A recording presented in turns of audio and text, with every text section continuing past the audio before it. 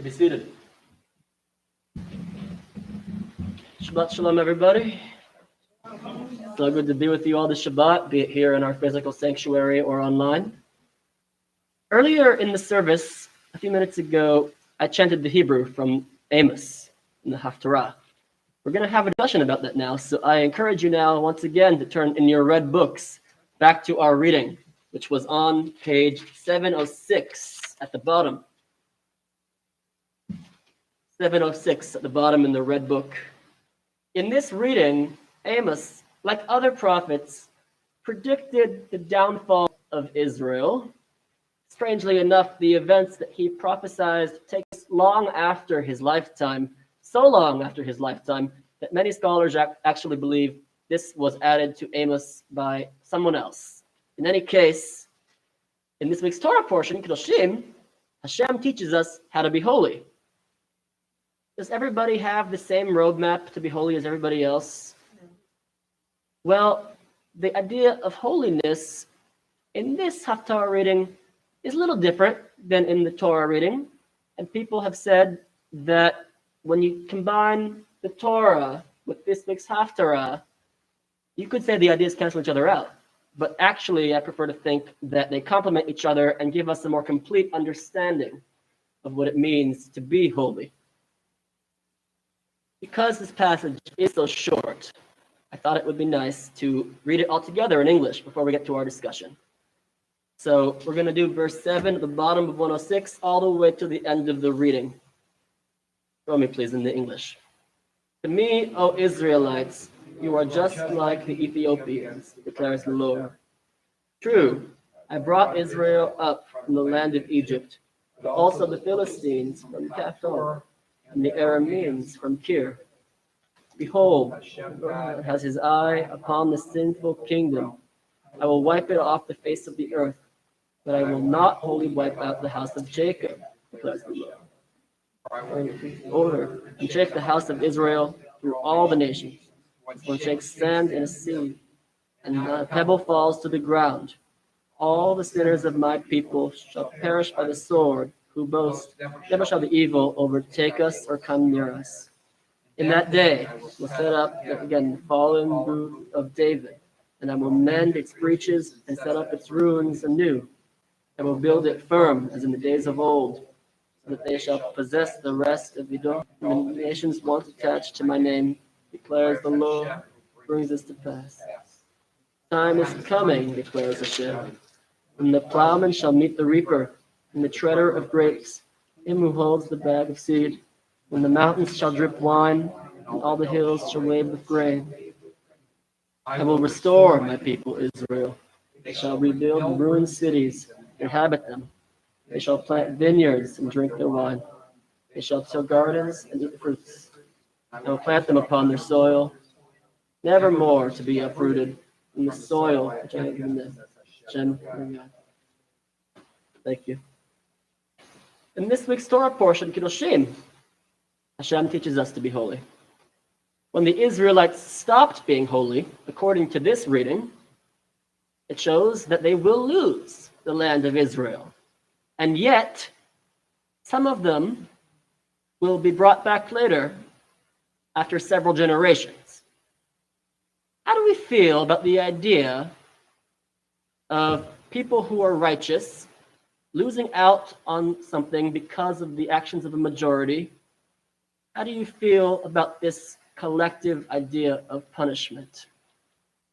Josh? So, I actually fundamentally disagree with the idea that it can reasonably, because there's, in some ways, you have to treat it as a single and not parse below that.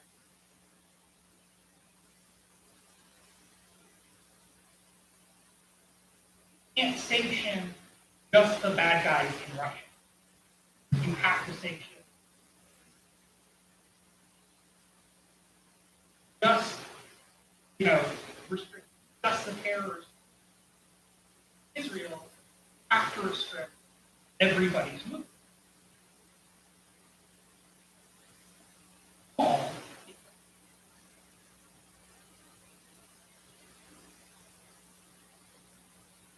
same sense that punish down to the person.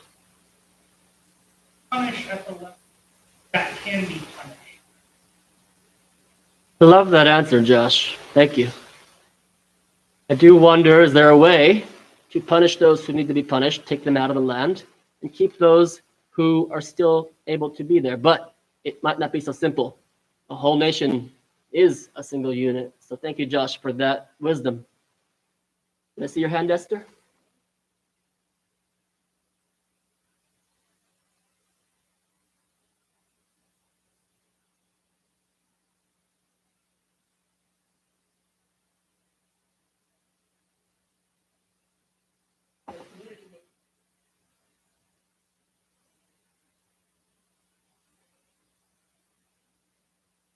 Hmm.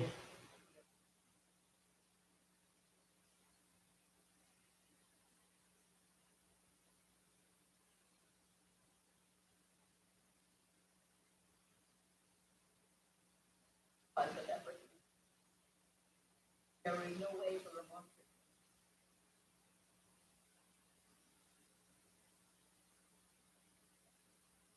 to fix it.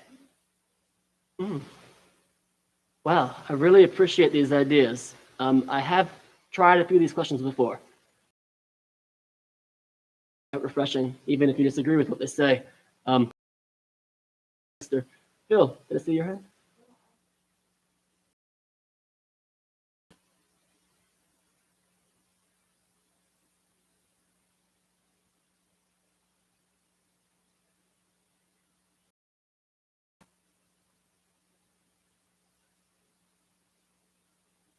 Mm. And I think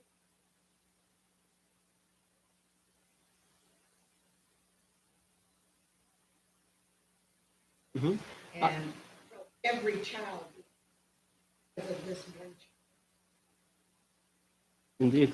I am, Rabbi. Sometimes I don't even think it's a matter of punishment or whatever. I think sometimes it's just the reality that what some people do does affect other people. Very few people live so isolated and in a snail that their actions don't affect anyone else. So if you have somebody in the family, let's say, who is an addict, that is going to affect everyone else in the family. No one else may have ever done a drug before, and no one is even saying the person who's an addict is a bad person. Might be a lovely, lovely person, but is ill from addiction. But that addiction affects everyone in the family's heart, and it can affect their well-being. That person could be taking money from them and doing other things that affect the welfare. So I don't think so much in terms of punishment, in terms of consequences. There are consequences and damage that get done because we don't live so isolated. Hmm. Well, I didn't expect. Oh, Jason? So too, in this case, there's one prophet trying to call these things. Where's the rest of the righteous? So, That's right. Speaking of omission, I imagine there were people on Amos's side, but for the purposes of the narrative, I doubt they were written about here. But you're right. There should be more than one person who feels this way. To be honest, I didn't expect such beautiful, intense answers from the warm-up question. That was the warm-up question. I let it go on because I thought, because it was so wonderful. But that was the warm-up question. So, next one. If you look at the very first verse that we read back on 706, we say something about the Ethiopians, in Hebrew, the Hushaim. It's often said that we Jews are the chosen people, that we have a special relationship with God, that God is always going to have a place reserved for us in God's heart. But here it says, to me, O Israelites, you are just like the Ethiopians. True, I brought you up from Egypt, but and the Arameans from Kir. Remember, the Philistines were our enemies. And here, Hashem is saying, you're just like them. I saved them, I saved you, people might say, this means you, O Israelites, are not so special. But is that true or is that not true? How do we feel about this idea that we are in God's heart like everyone else? Josh. I don't know how many.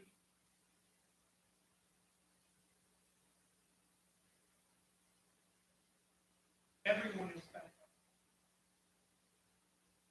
That might be what.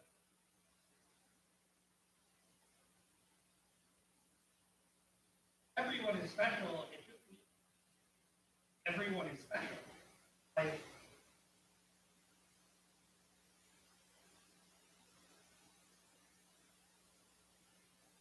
and the Cushites, and the Amorites, and so on can also, right? God is infinite. Why would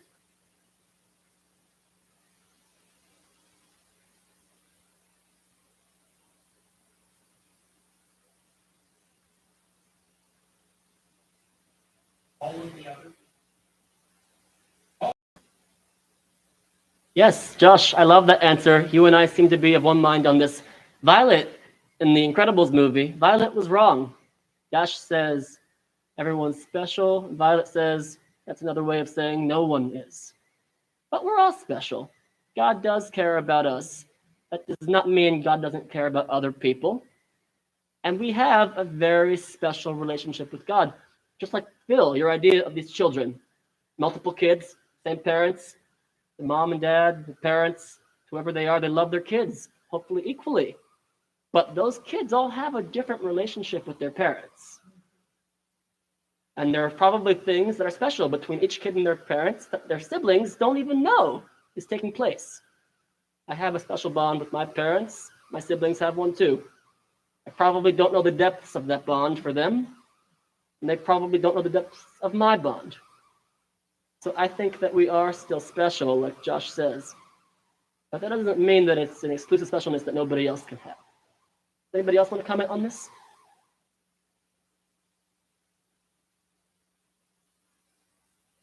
All right, last question then, as we're running out of time. There is this idea, because we have been in exile due to sin, according to these things, that we got kicked out. But in 1948, we got Israel back. It's been recognized as the official Jewish homeland once again, even by other countries. If this is all to be believed in the Tanakh, then we are there because we are ready to go back. We have gotten righteous once again. And that does not mean that everyone is righteous, but if God is setting it up so that other countries are beginning to recognize Israel, and God promised us Israel in the Torah, why are we talking about all this comfortably from Ventura, California? If we have Israel back, why aren't we living there? I know that I like to live here, to be frank, but I love Israel. Why aren't we there? If anybody asked you, are you a bad Jew because you don't live in Israel? Quite a challenging question. How would you respond? Esther, then Phil?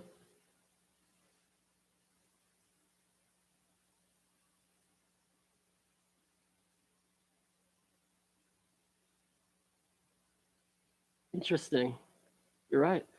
You could always cite the Torah for everything. That's a good point, Esther. Phil?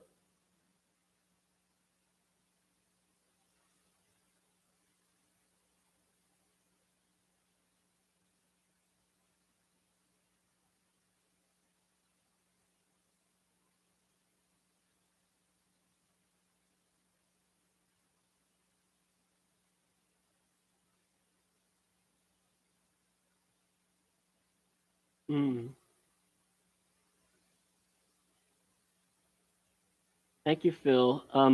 We have these choices, right? I actually don't want to say what a good Jew or a bad Jew is. I don't think that's any of our places, certainly not mine. But I will say that it's a question that people should be ready to answer. If someone ever asks you, Does this make you a bad Jew? I'm asking so that we can have a prepared response if we ever have that conversation. According to this passage, Israel will be restored. Even if Israel isn't completely restored yet, the idea is that it will be. What will Israel look like when it's restored? What do you want a restored Israel to look like? We're not going to answer out loud. We might not all have the same answer, and I know that this can get divisive sometimes, but I want us to picture the image in our heads of the restored Israel that we hope to see. If we can be holy and righteous, then perhaps that Israel will materialize in our lifetime, or maybe not. But as a Jew, there is one thing we do know. For at least 6 days a week, we shouldn't be afraid of a little hard work, if that's what it takes.